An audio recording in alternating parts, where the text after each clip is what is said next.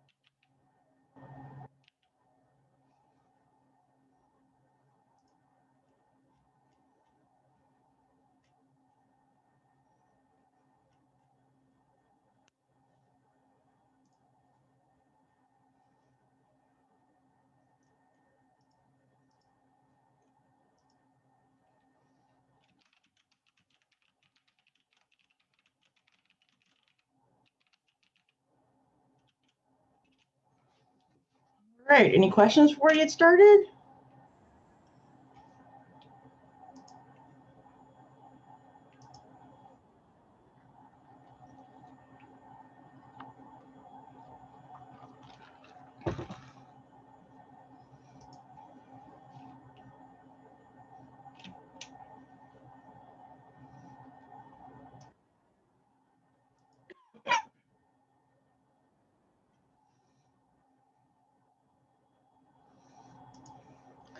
I'd like to keep talking about Adichie's essay on the danger of a single story.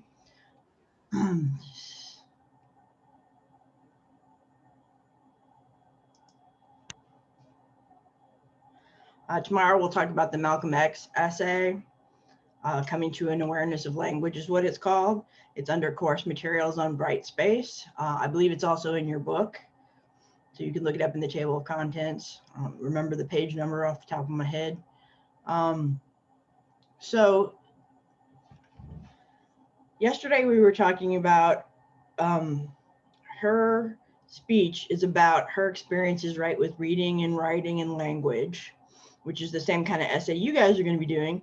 And then she is communicating her message about how if you only have one story of a country or a people, right, that it can distort your picture of them because, you know, usually people are more complicated. Even villains are more complicated, right, in movies than just good or evil. They have their own motivations for things.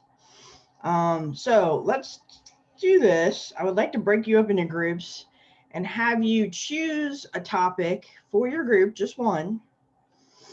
So choose one topic for your group first, and then brainstorm your idea of that topic based on what you heard about it in the media or from friends or family or, you know, your local community.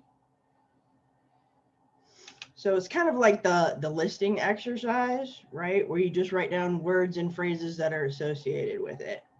So I will suggest a few topics and your group can like vote on which one you want to choose, but you can also suggest some. So we can go with the first one that she was talking about, right, in the TED Talk, which is immigration. We can talk about, how about men, women, your ideas of what a man is, what a woman is. Let's see, what else? What else do you guys think that there's a single story maybe about? A lot of stereotypes are based on single stories of people. So if we think about stereotypes, we can talk about race too. We can talk about, we already talking about gender. What do you guys think?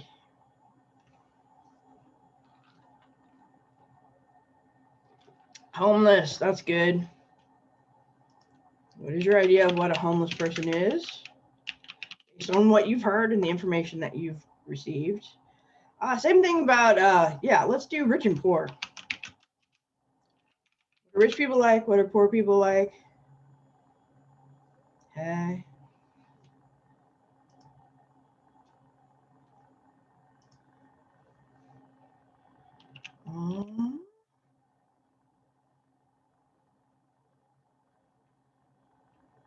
Let's see.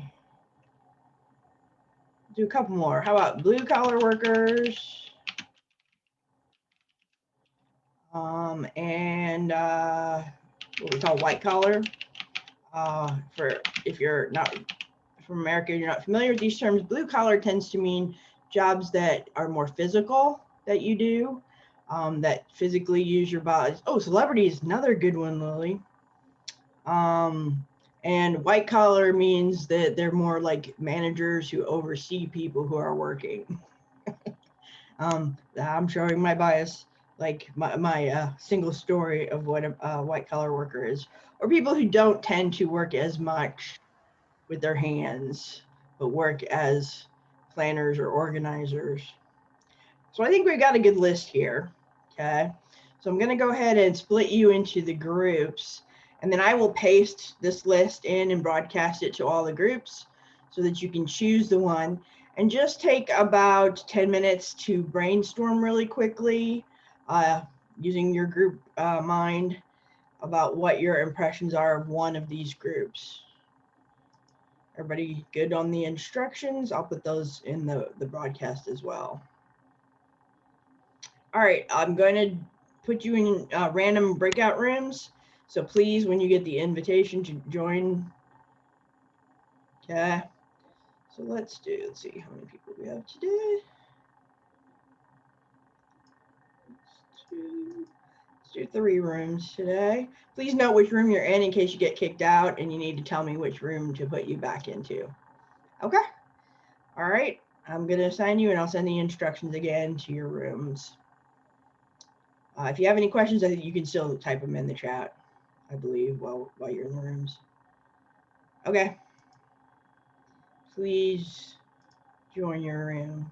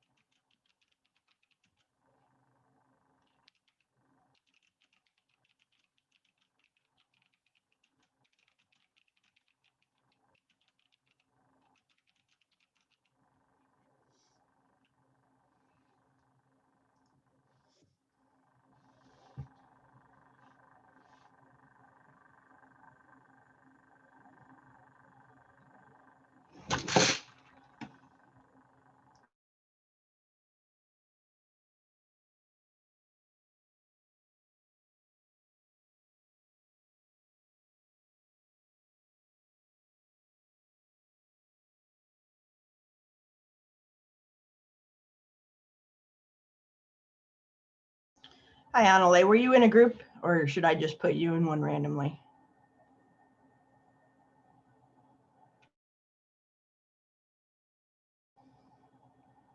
Annalee, were you in a group previously?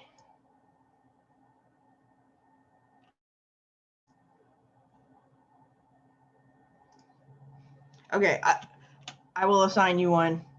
Hold on just a sec. I'm gonna put you in room 2.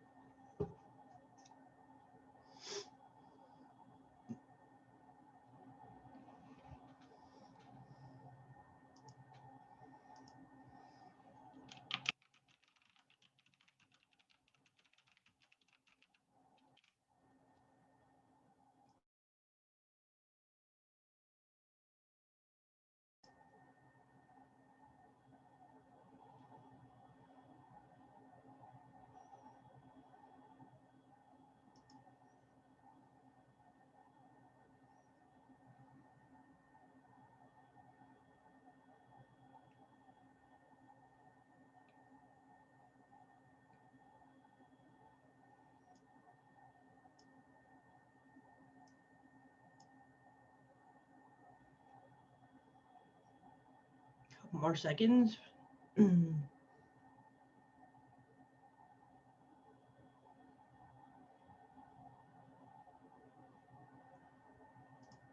Okay.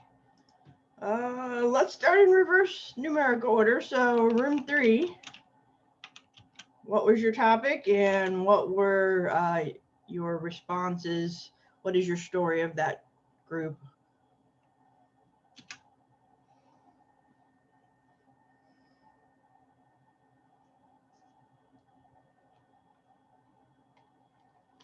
Okay, so you guys did the homeless. All right.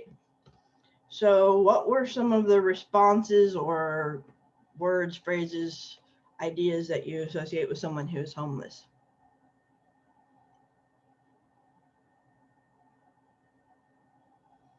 Go ahead and type them in the chat or say them, or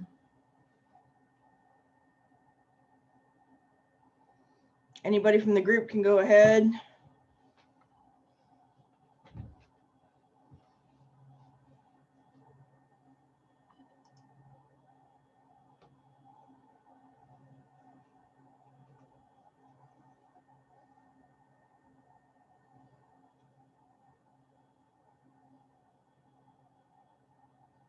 Any of the other groups choose that one as well?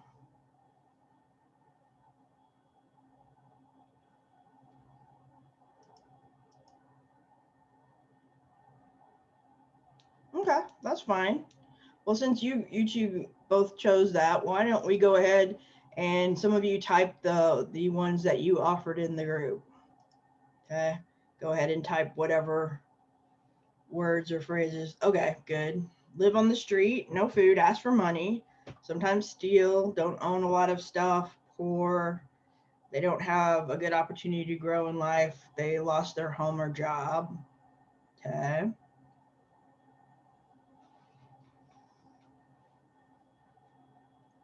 Yeah, there's a lot that can go into it, right? I've seen stories about people pretending to be homeless and begging for money, and then they go home and actually have a place, and that's the way. Yeah, yeah. The other thing, yeah, they're addicts, lazy, abandoned by family, swindlers.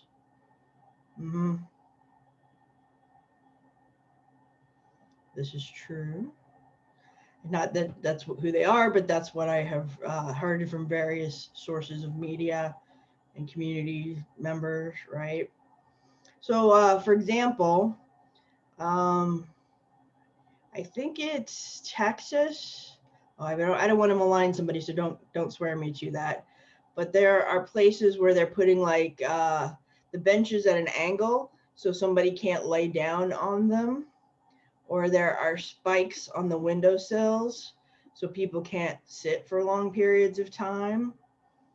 So these are clearly ways to keep people who are homeless from resting or taking, a place and staying there. Let me see if I can find. I just saw this story recently. Right now in St. Louis, if you're familiar with the area, there is a sort of a tiny village they've built, but they're being pretty slow about, I guess they're vetting the people who they say can stay there. I don't know what the vetting process is, but it seemed to be pretty slow.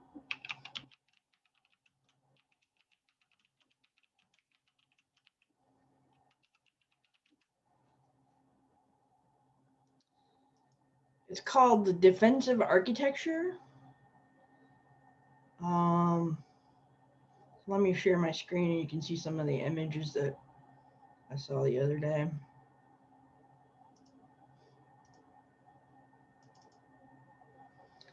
So you'll have something like this bench that's at an angle. So somebody can sit on it for a short period of time, but they wouldn't be able to like lay or sleep on it. Same here. Here are some spikes to keep people from laying on flat surfaces. Same thing here. See Florida. Let's see.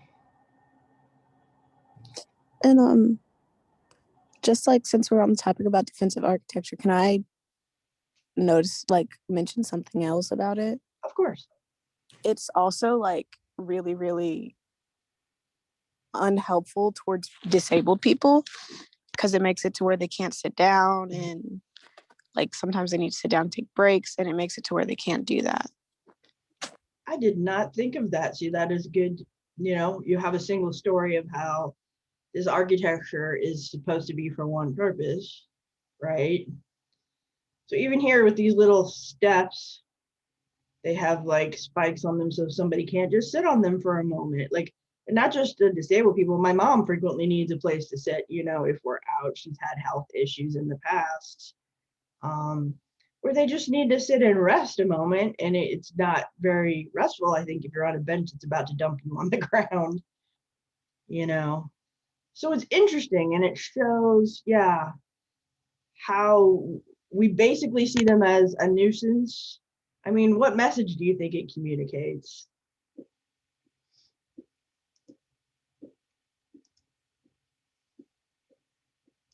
That we care more about like ridding ourselves of homeless people so that we don't have to see them than giving people who needed the comfort to sit down. Yeah, instead of solving the problem, we're kind of just making it go away, right? So yeah, it's interesting. All right. Sorry, my Zoom controls are not cooperating today.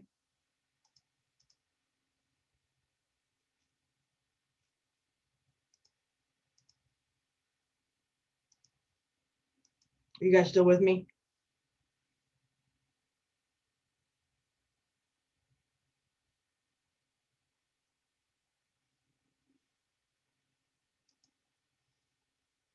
Okay, good. Sorry. It took me a minute to get my Zoom controls to come up so I could stop sharing my screen. So yes, we have this single story of them being like a nuisance or an eyesore also. They do that in Chicago, Julian? Yeah. I don't know. It seems, I don't know, hostile. Yeah. Of course, and a lot of people are getting evicted. Well, and then part of the message in that is if somebody doesn't have a home, it's their fault, isn't it? Right? Because if they were somebody we needed to help, someone who had fallen on hard times, like many people are being evicted recently because of COVID and losing their jobs, then wouldn't we want to provide them a place to rest, even if it is, you know, I don't know. What do you guys think? Yeah. There used to be a homeless church provider in St. Louis, and they basically refused to renew their permit because some people in the community did not like the establishment being in the community, you know, because they, yeah, had that argument about bringing down their home values. Nobody wants the, you know, halfway house or the homeless shelter in their community, or many people don't, right? And then right now it's so cold.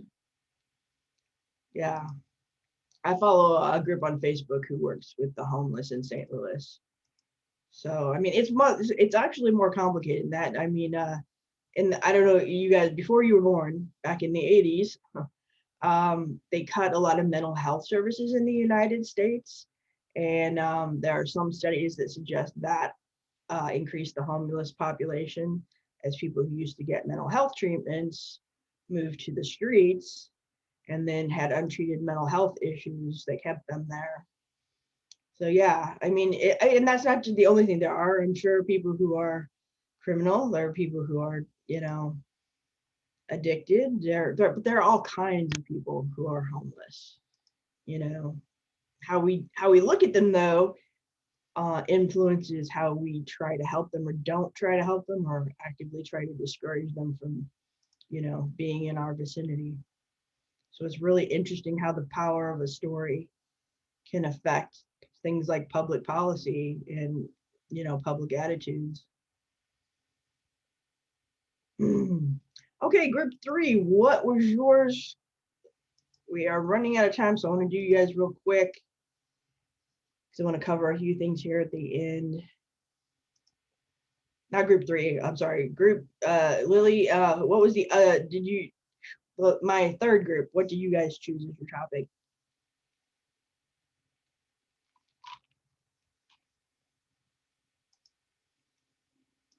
Was that group 1 or 2? Lily, what was your group? Which group were you in? You were in 2? Okay. So this was 3 and 2. Group 1, who's in group 1?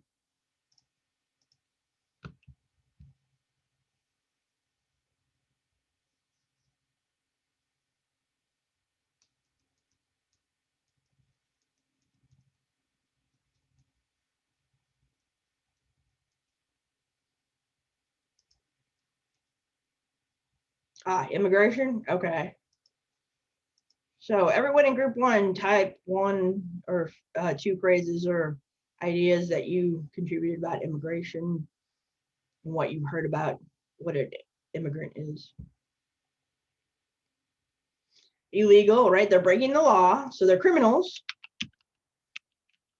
Terrorists, right?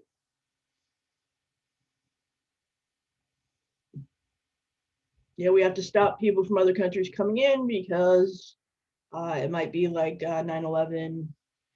They take jobs from American citizens, right? I've heard that.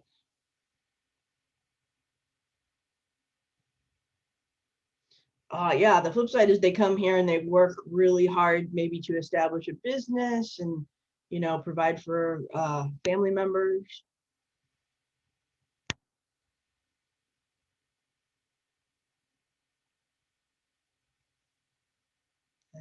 Then we never think about like somebody who's a professional. I've had a lot of students who immigrated from other countries who were doctors and lawyers, and they basically have to start over. They end up in my English classes to learn English, but then they have to go through the recertification as a lawyer for law in the United States or choose a new career.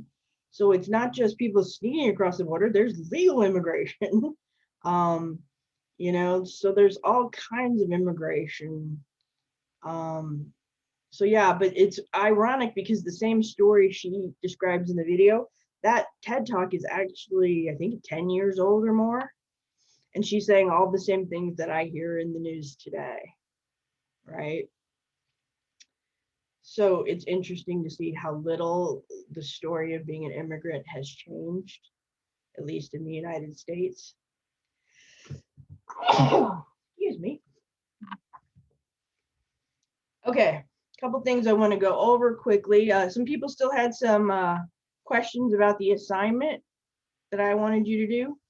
So let me share my screen again and show you guys again where to go to answer the question on this assignment, the TED Talk. So if you go to Brightspace, okay, to our course, up here in the middle is discussions, okay? When you click on discussions, there are several discussions, but you guys are going to go to the one, the danger of a single story TED Talk, okay? So what I'm asking you to answer is, in what way has a single story been told about you that is or is not accurate, okay? For example, I'm an English teacher. People sometimes fear to speak in front of me, like I'm correcting their grammar as they speak. I don't do that with friends and family. You know, they're just my friends and family. I know some English teachers do, so that's not entirely unfair. So I'm just asking you to think about that and then comment on 2 other posts after someone posts their idea of it, okay? So that I'd like you to do by Thursday. And the other thing I'd like you to do for tomorrow is go to content, okay? And go to the Malcolm X essay. You can hit Control F and search for Malcolm X and read Coming to an Awareness of Language.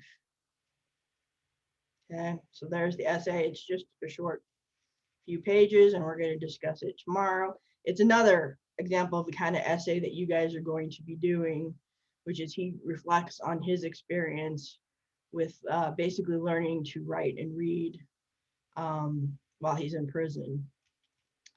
So those are the two things to be thinking about, as well as the draft that you're writing of your own autobiographical experience with language. So these are two examples, her TED Talk and then this one tomorrow are examples of people who did what I'm asking you to do. His is about exactly the length that you guys will be shooting for. Okay. Like I said, I believe this is also in your book, but you can also download it as a PDF. Okay, we're about out of time. I'm going to open up for questions for the last 10 minutes. If you have questions or need assistance still, rejoin the meeting. Otherwise, I'll see you guys tomorrow, and please read the essay. Have a good day. You too. Bye-bye. Bye-bye, teacher. See you.